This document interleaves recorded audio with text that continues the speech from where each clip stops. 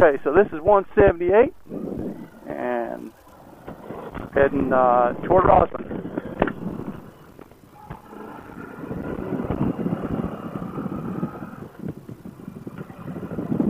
Very nice motorcycle road here.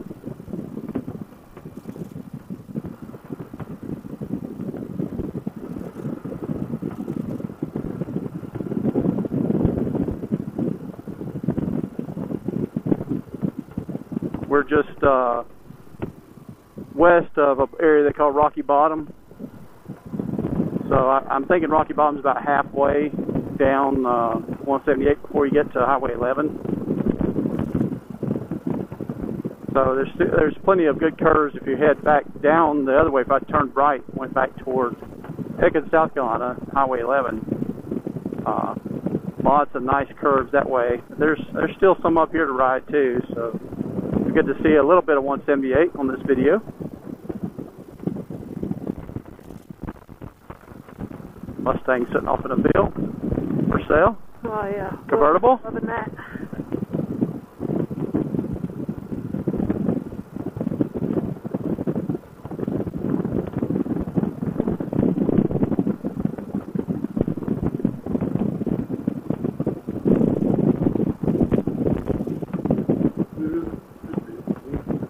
Lots of motorcycles on this road. Guess I'm in a friendly mood. I gave a motorcycle wave, you know, like, hey dude. He's probably looking at me going, what? Is there an obstacle up front? Or am I getting ready to come up on V-Strom? What's going on? What does that mean? Did he just flip me off? What's going on? Dirty biker.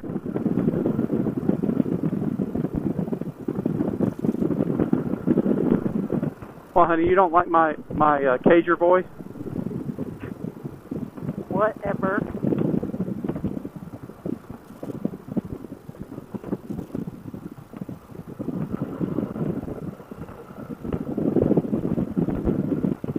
We are in South Carolina at this point. We haven't crossed the state line. You'll see the sign in just a little bit when we go across the North South Carolina line up here.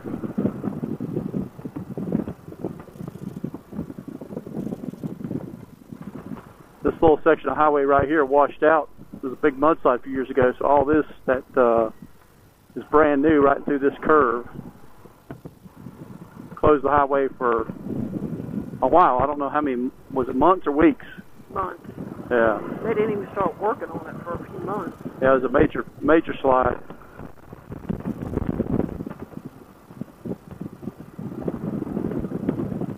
I just love this road. I love the tree cover, and it's just a nice place. Biker stopping there. There's a water spout coming out of the rock. Get you some water. Probably okay to drink, I guess.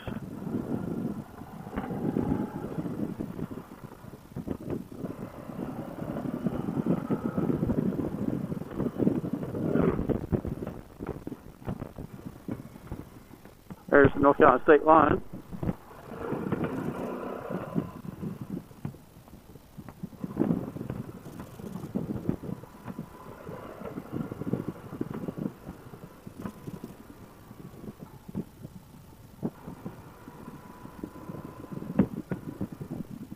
You'll notice there that motorcyclists have to wear helmets in North Carolina because South Carolina does not have a helmet law.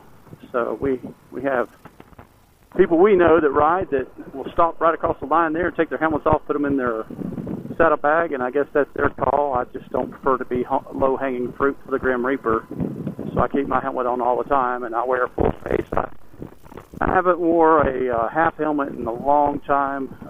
I had a wreck back in 2012, and I didn't hurt my face or anything, but I had a half helmet on, and could have done a lot of damage to my head, worse than what I did get hit. So I started going to full face helmets, and eventually from just basic full face up to the Shoei helmets, which are very expensive, but I tend to find good deals on them now and then.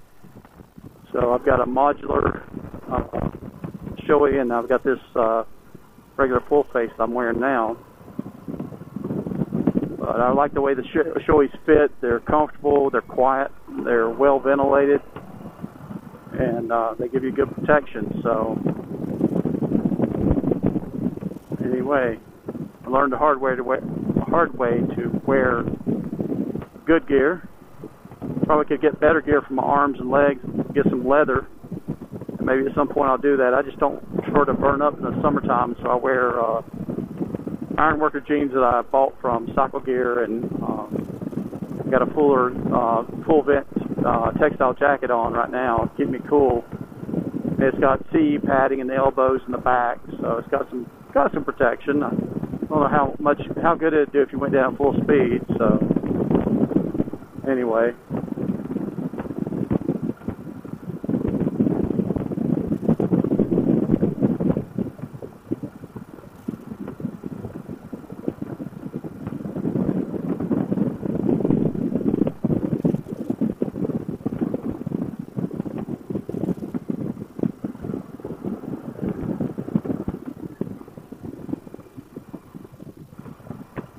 And right here is the Eastern Continental Divide I mentioned in my last video. So 2,600 and something feet there. So all the water on this side flows down to the Mississippi, into the Gulf of Mexico.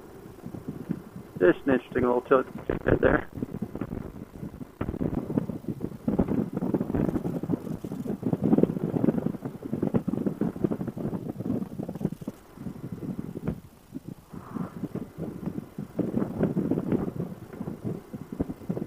Just a little side note, you could run, probably safely run faster than I'm running. I tend to keep pretty close to the speed limit. Not interested in getting tickets either, so, you know, if you're bored by that kind of thing, sorry.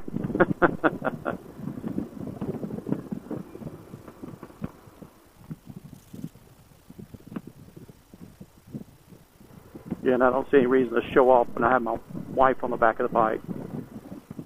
I don't see any reason to show off anyway.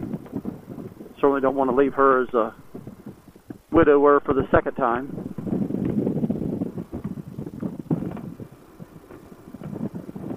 Yeah, I appreciate that too. There's the red line in. That's about all I'll say about that. Yeah.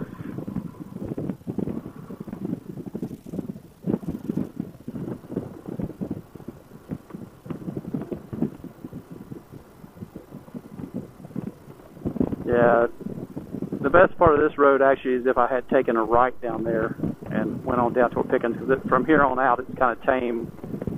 A lot of straightaways, not a whole lot of curves.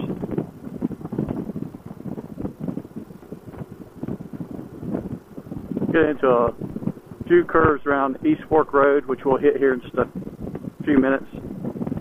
But even on that road, you got to take it easy because they're pretty quick switchbacks, and you got a river, of course, running right around the side of the road, and a mistake there could be deadly. And there's a section of that road that's under construction right now. They're building a new bridge, so you have to keep that in mind too. You just don't want to go flat out through there.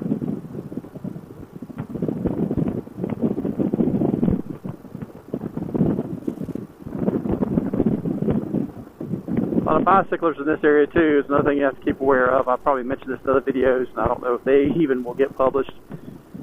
I seem to be more of a video collector than a video publisher, so anyway, maybe one of these days when I have some time, I'll get around to publishing this stuff. I'm sure people are really going to care a lot about it.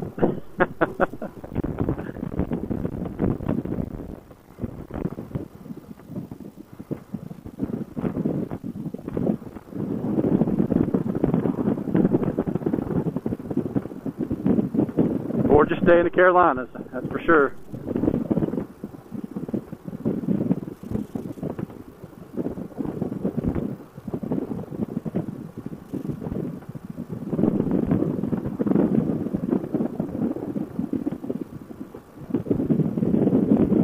Turn out here on Middle Fork.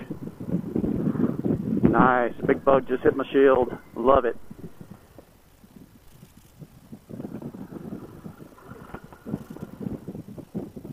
Love it.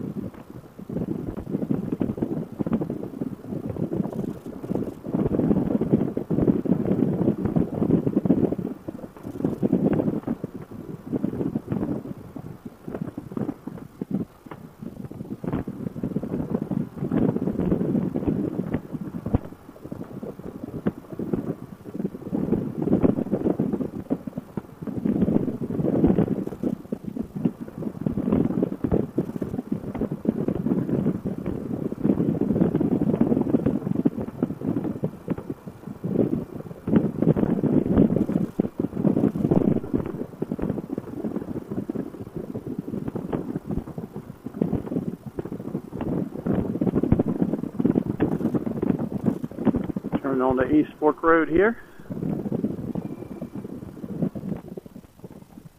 A little bit of a hairy place to pull out because there's a curve just to my left. Cars sometimes will come flying around through there. Speed limit here is 35, but people fly. So usually when I get out on this road, I kind of punch it to get away from that intersection there.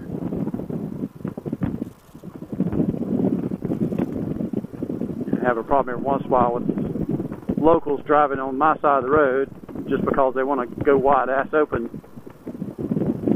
So you have to be cognizant of that too.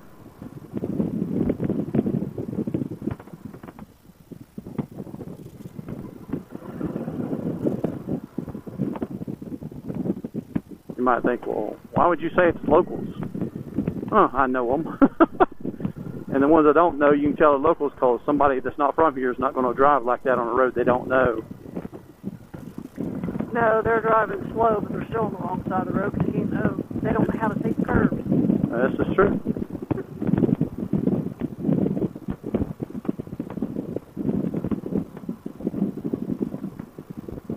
Big tomato farm down here.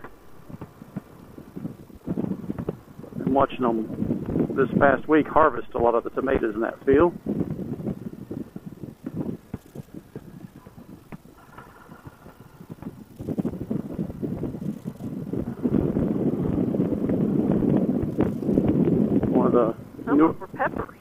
One of the newest bridges on this road.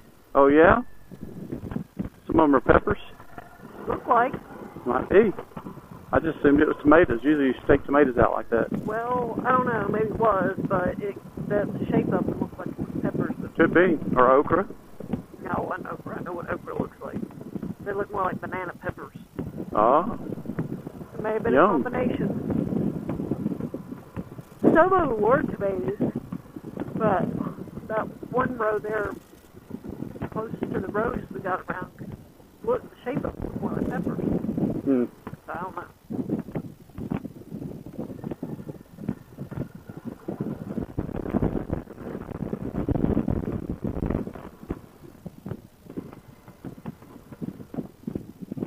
There's a bridge construction coming up.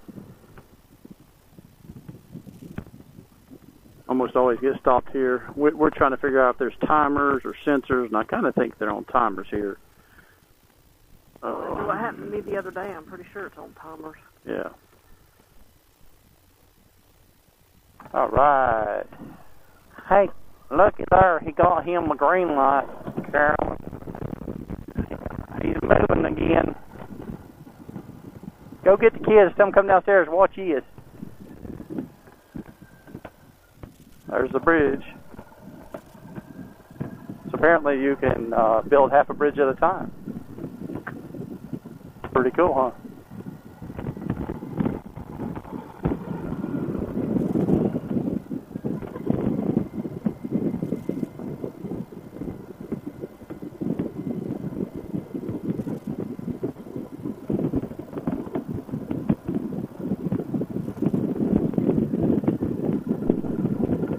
This river's pretty well known for fly fishing. It's well stocked, and so you'll see fishermen all along the banks, parked along the banks of the river. Something else you have to be very aware of is they can be walking on this road. They can be parked halfway on the road, so you have to kind of keep that in mind as you go.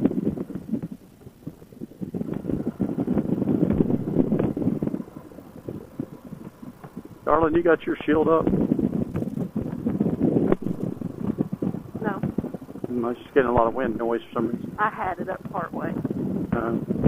Still kind of windy sounding. Well, honey, I'm sorry. I closed it. Mm.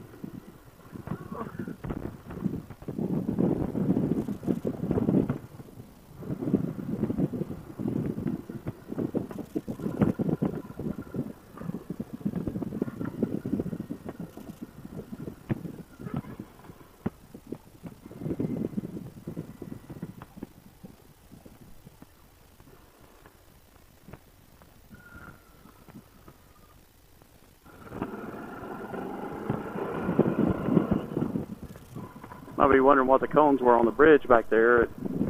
when somebody hit the bridge, they actually had to take some of the railing down to get some of that big machinery around to where they're doing all that work.